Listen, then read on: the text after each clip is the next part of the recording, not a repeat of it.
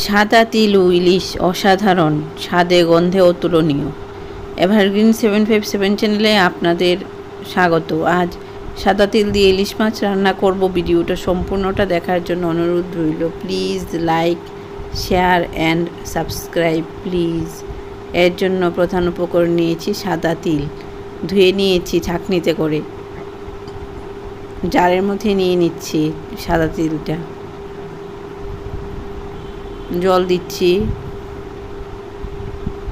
কাঁচা লঙ্কা দিচ্ছি, তিলের মধ্যে আর লঙ্কার মধ্যে বরফ দেব।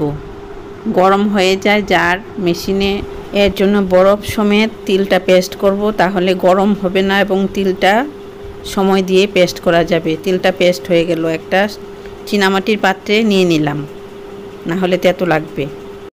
2 চামচ পোস্ত, 4 চামচে 2 চামচ সর্ষে একসাথে দিয়ে দিলাম, 1 চামচ গোটা জিরে, নুন, সর্ষেটা যাতে তেতো না লাগে এর জন্য নুন দিয়েছি।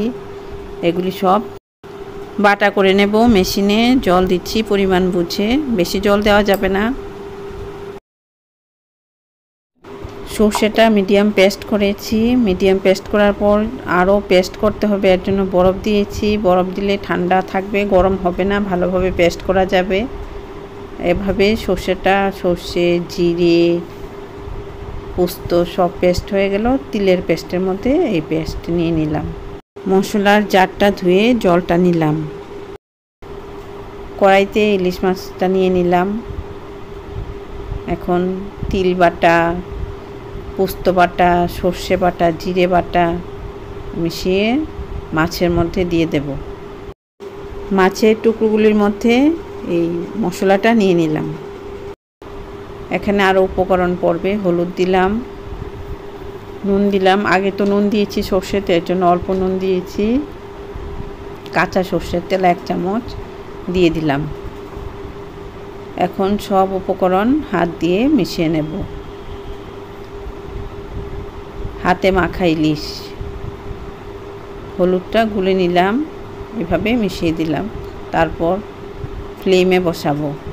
ভালো করে মিশিয়ে দিতে হবে, হলুদটা চাকা চাকা হয়ে থাকতে পারে, এর জন্য সময় দিয়ে মিশিয়ে দিলাম। ফ্লেমে বসালাম, লো করে দেব ফ্লেমটা। হাই ফ্লেমে রাখলে রান্নাটা ভালো হবে না। প্রথম থেকেই লো ফ্লেমে মাছগুলি এখানে সেদ্ধ হবে। ঢাকা দিয়ে দিলাম।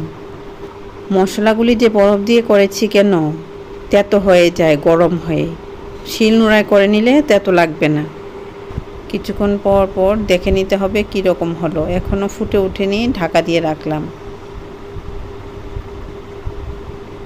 10 মিনিট পর ঢাকনাটা তুললাম, ফ্লেমটা একই আছে। আর মাছগুলি দেখে নিচ্ছি তলাতে বসে গিয়ে মশলাটা পুড়ে যায় না কি, এর জন্য নাড়াচাড়া করে দিচ্ছি।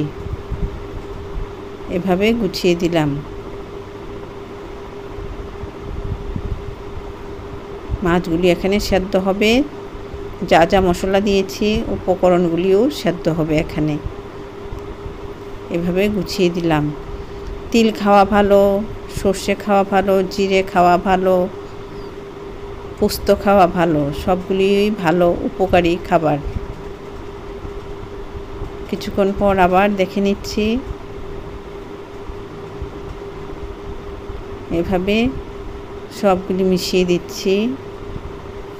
অল্প তেলে রান্না এবং খুব উপকারী একটা রান্না। ইলিশ মাছ খাওয়া তো উপকারী, রোগ প্রতিরোধ ক্ষমতা বাড়ায়। ইলিশ মাছ খেতে হয় মাঝে মধ্যে।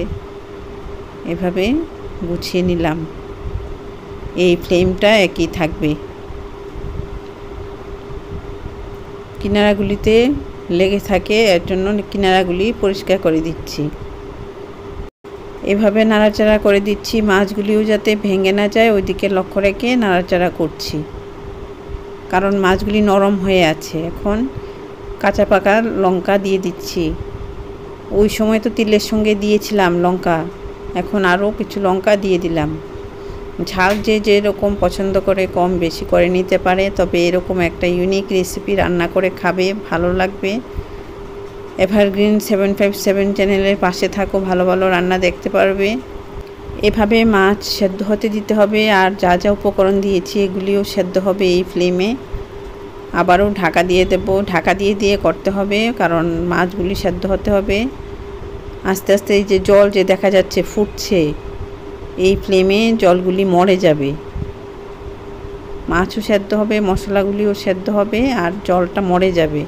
এই যে জলটা মরে গেছে, আর জল নেই। এখন মাছ হয়ে গেছে।